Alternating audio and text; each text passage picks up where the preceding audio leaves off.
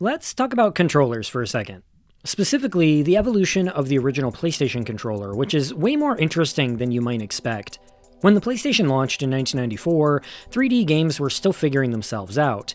No one had really considered how essential analog movement would become, so for the first several years, every PS1 game, 2D, 3D, whatever, was built around the same 8-directional digital pad. And it mostly worked. Early 3D games used fixed cameras, or top-down views, or behind-the-back perspectives, so you didn't really need full analog freedom. Even Tomb Raider used tank controls to account for its more dynamic 3D camera. Lara's movement was always relative to the direction she was facing, not which direction the camera was facing. Then Super Mario 64 showed up like, hey, maybe 3D movement shouldn't feel like steering a forklift. It isn't much of a stretch to claim that Mario 64 innovated 3D movement in video games for generations to come. The Nintendo 64's weird trident-shaped controller came with a built-in joystick, giving players a full 360-degree range of motion. Where a D-pad simulated 3D with clumsy diagonal inputs, the N64 stick made movement feel natural, almost obvious in hindsight. Sony looked at this and basically went, well, crap. They felt they had no choice but to compete. This wasn't the first time Sony borrowed inspiration from Nintendo. As I covered in my PlayStation retrospective, the whole system was born from a very messy and very public breakup between the companies. Sony and Nintendo had plans to make a console together, but Nintendo broke contract to instead partner with Sony rival Philips. As a leftover of this, much of Sony's early controller design was lifted from the SNES pad by design.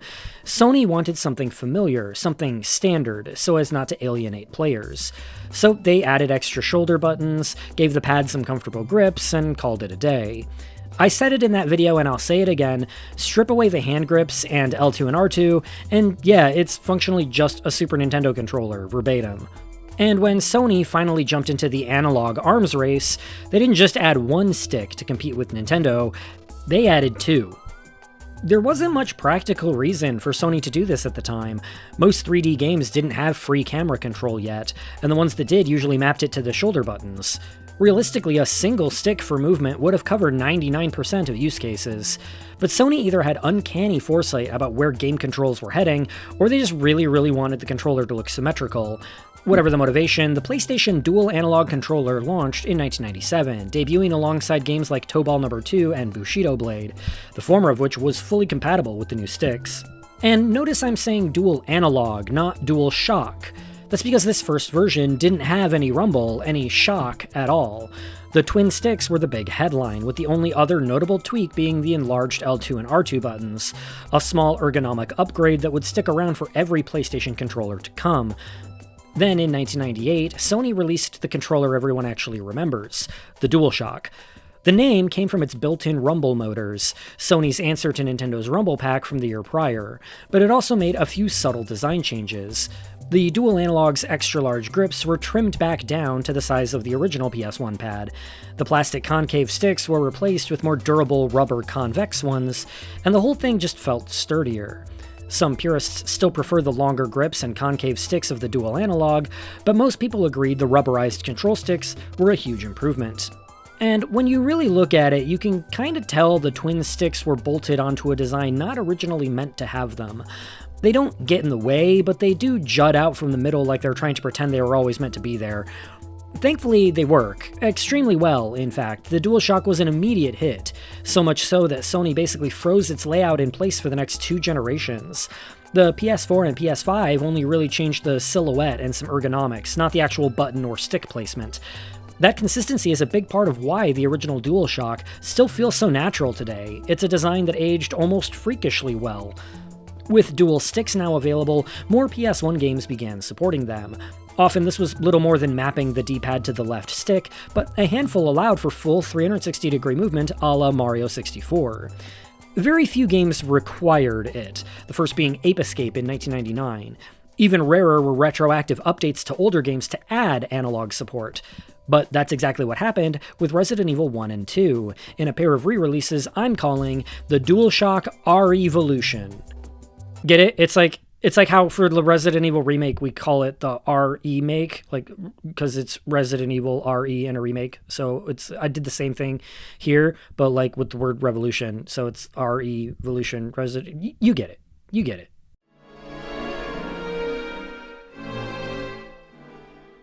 Re-releasing these two games was an odd choice, albeit for different reasons. RE2 was barely 7 months old, and RE1 had already been released 2 times. 4 if you count Saturn and PC. The most recent version, the Director's Cut, was created as an apology for RE2's delay, and added new modes and costumes. Capcom clearly wasn't looking to create yet another expanded edition, so to justify yet another RE1 release, they advertised a complete soundtrack overhaul by up-and-coming Japanese composer Mamoru Samuragochi. At the time, Samuragochi was a young rising composer who'd earned the nickname Japan's Beethoven. He claimed to be deaf, yet had still managed to build a reputation as a gifted musician, scoring a few Japanese films throughout the 90s. So when Capcom began promoting the newest re-release of Resident Evil 1, they hired Samuragochi to replace the game's original, more traditional video game soundtrack with something that felt closer to a cinematic film score. On paper, it was a mutually beneficial arrangement. Samuragochi would expand his career into a new medium and reach a wider audience, and Capcom could boast that Resident Evil now had the kind of prestige orchestral sound worthy of a feature film. But when the new soundtrack debuted in the aptly, if inelegantly titled, Resident Evil Director's Cut DualShock Edition, things didn't exactly play out the way Capcom had imagined. The most immediate fallout from the new soundtrack was simple. Fans just didn't like it. Resident Evil 1 had been out for over 2 years at this point, and as one of the most influential games of its era, its original score was burned into people's brains. Swapping it out was always going to rub longtime players the wrong way, especially since the DualShock Edition didn't offer any option to switch back, and realistically couldn't have thanks to disk space. Even players who were open to a more cinematic approach found the new music underwhelming. Some tracks just clashed with the game's tone, others sounded off, and a few were downright bizarre. The basement theme in particular became infamous for all the wrong reasons.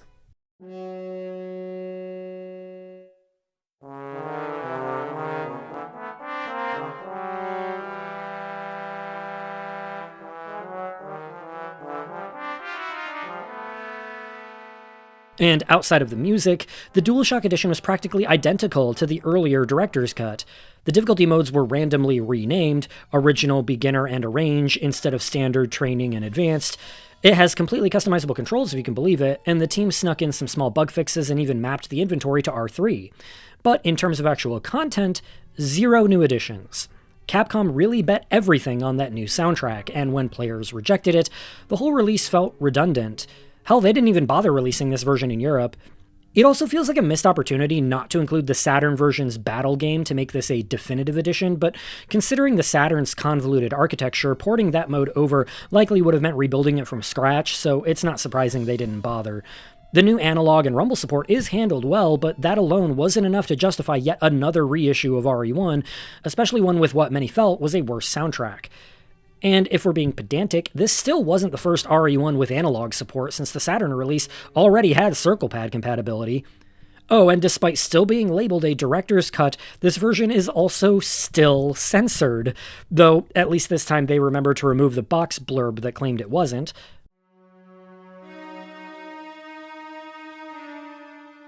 Because this was the newest, and thus the least buggy version of RE1, the DualShock Edition became the one bundled into collections and digital storefronts for years, which meant many players were stuck with the divisive soundtrack whether they liked it or not. That finally changed around 2013, when a fresh wave of controversy hit Mamoru Samuragochi, specifically regarding his supposed deafness. An interviewer noticed he was answering questions before the interpreter had finished signing, and at one point he stood up to respond to a doorbell. Turns out Samuragochi only had a fairly mild hearing condition, which he greatly exaggerated to market himself as some genius composer. And then came the real kicker. The next year it was revealed that he hadn't even written the music attributed to him. A ghostwriter, Takashi Niigaki, admitted he had been composing Samuragochi's work for years, and finally stepped forward after learning that one of his pieces, credited to Samuragochi, was going to be used in the 2014 Winter Olympics. In short, Samuragochi was a fraud. Plainly and completely. Since then, Capcom has quietly reverted all modern releases of RE1 back to the standard director's cut with the original soundtrack, distancing themselves from Samuragochi's deception, and frankly giving fans the version they preferred anyway. And this is probably a good time to clear up a common misconception. I already mentioned this in my Saturn vs. Director's Cut comparison video a while back, but it bears repeating. The so-called Director's Cut soundtrack is only in the DualShock Edition. The original Director's Cut uses the normal score. The confusion isn't helped by resellers mixing the discs up. The red logo disc is the standard Director's Cut, the white logo disc is the DualShock. So just be aware of what you're actually getting. If your version of the game is this one, this one, this one, or even this one, you have the original music. It's only the DualShock Edition that includes the quote-unquote bad soundtrack. But I pose the question, is it really all bad?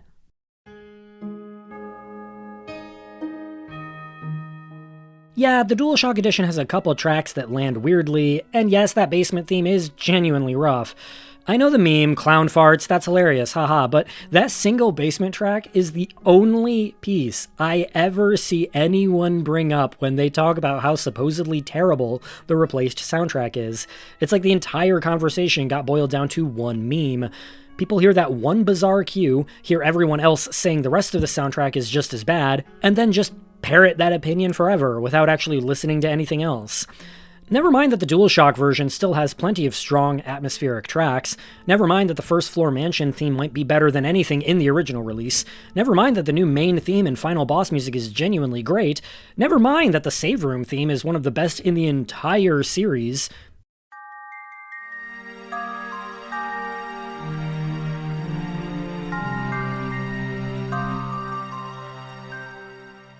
Nope, none of that ever gets mentioned because, well, clown farts.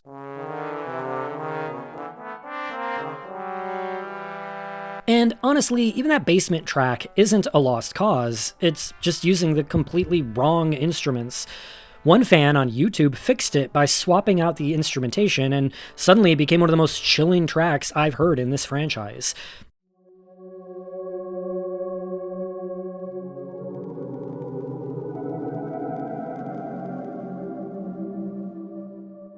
It's a perfect example of how much weight instrumentation carries, sometimes even more than the composition itself. So yeah, I think the DualShock soundtrack is fine. Mostly fine, actually. And I think its reputation has snowballed into something way harsher than it deserves after decades of knee-jerk criticism. But to be fair about it, I'll play several tracks from both versions side by side and let you decide for yourself. First, here are a few tracks I think are worse in the DualShock Edition.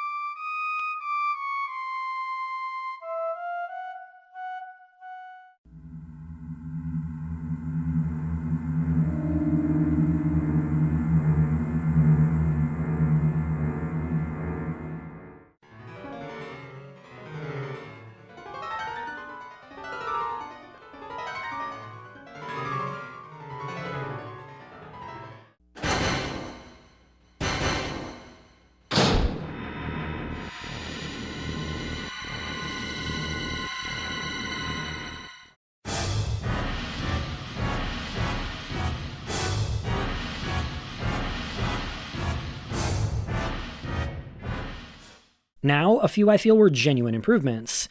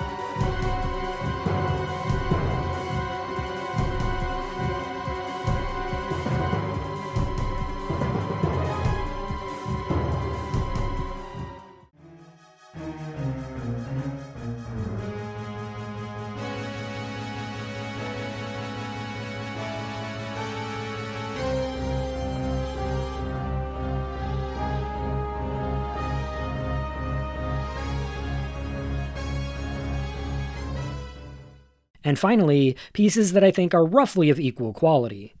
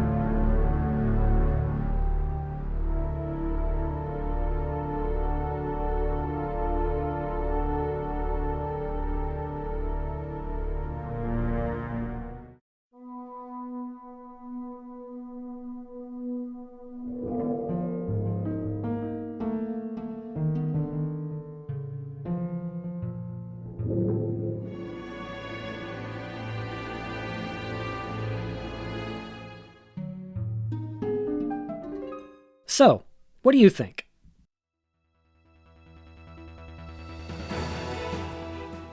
Released the same day was the DualShock Edition of Resident Evil 2, which, unlike RE1, didn't need any dramatic overhaul. RE2 was new enough that Capcom didn't bother messing with the soundtrack or campaign. Difficulty, unlockables, costumes, weapon pickups, all unchanged. Your old save files even worked. They updated some textures and billboards, as well as blacking out the soda cans on the vending machines. I guess the original leaned a little too close to Coca-Cola visually, and Capcom's lawyers got nervous. They fixed a few typos and bugs here and there, and they added an infinite ammo cheat, but overall, RE2 DualShock is what it says on the tin. RE2 with Rumble. Note, the major changes come in the game's side content. For starters, Fourth Survivor and Tofu Survivor now properly time and rank your runs, but the big addition is a new Arrange mode. And if you're expecting something like RE1's Arrange mode, where key items and enemies get shuffled around to freshen things up, you're probably going to walk away disappointed. Here, Arrange mode is just a new rookie difficulty that hands you the infinite submachine gun and infinite rocket launcher right out of the gate. No conditions, no unlock requirements, just here you go kid, have fun blowing up shit. I guess the idea was to give returning players a kind of God mode or New Game Plus option so they could jump straight into the cool toys, but honestly, I don't really see the point. RE2 is already one of the easiest games in the series, and returning players could just import their old saves with infinite weapons anyway, so this ends up feeling a little redundant. What's far more substantial is what you unlock after beating the DualShock Edition, a new arcade-style challenge mode called Extreme Battle. It takes the basic idea from the RE1 Saturn port's Battle game, a tight gauntlet of enemies leading to an extraction point, and expands it into something much larger. You start with Leon and Claire, each equipped with their own loadouts that subtly change how you approach the mode. And unlike Battle Game or even Fourth Survivor, Extreme Battle actually lets you roam around, search rooms, scavenge for resources, and even use item boxes and typewriters. Your objective is to escape the labs and sewers, and then track down 4 bombs hidden randomly among 8 possible rooms in the Raccoon Police Department. Find them all, and you win, and your time gets logged. There are 3 difficulty levels, and completing the first 2 unlocks an additional character for each. Ada Wong for level 1, and a returning Chris Redfield for level 2, sporting a fresh new character model and a spiffy rocket launcher. Extreme Battle is surprisingly robust and genuinely tough, offering way more challenge than anything in RE2's main campaign. If you've ever wanted to square up against 2 Mr. X's at the same time, well, good news. Level 3 even throws in what's normally the final boss of the A scenario, just to keep you on your toes. Personally, I've never had the patience or the free time to attempt level 3 without turning on the infinite ammo cheat, but I know there are players out there who live for that kind of punishment. The DualShock version of RE2 ultimately became the standard going forward, serving as the basis for pretty much every future port: PC, Dreamcast, GameCube, and it's the version you'll find on the PlayStation Store today. In fact, it was surprisingly difficult for me to track down the original vanilla release a few months ago just so I could cover it for the channel. Unlike the various versions of RE1, there's almost no visual difference between RE2's discs, which makes buying secondhand a bit of a headache if you're trying to hunt down a specific version. Okay, so I'm recording this last minute, literally while I'm editing, with my phone. But just to illustrate, this is the original disc for Resident Evil 2, the standard edition that first came out. This is the reissue of the DualShock Edition. This is also the DualShock Edition. You can see where the confusion may lie. For the average player, though, none of this really matters. The DualShock Edition more or less replaces the original release outright. There's no trade-off, no hidden drawbacks, no reason to go out of your way to play the non-DualShock version unless you're a collector or a curiosity seeker. The vanilla RE2 release practically vanished. Unlike RE1, where every version has its pros and cons, RE2 DualShock completely replaces the original. No caveats, no asterisks. It's just better. Overall, the DualShock releases of RE1 and 2 weren't strictly necessary, but they're an interesting look at how Capcom adapted to new hardware mid-generation. Sure, some players were probably disappointed that these releases didn't ditch tank controls for something more modern. Even back then, tank controls were beginning to be seen as clumsy and outdated, but at that point, that would have required rebuilding half the game, and honestly, I'm glad they didn't. These DualShock editions give us polished, more future-proof versions of classic survival horror without compromising what made them special in the first place. If nothing else, these re-releases are a perfect reminder that the versions we remember aren't always the ones that came first. They're the ones that survived.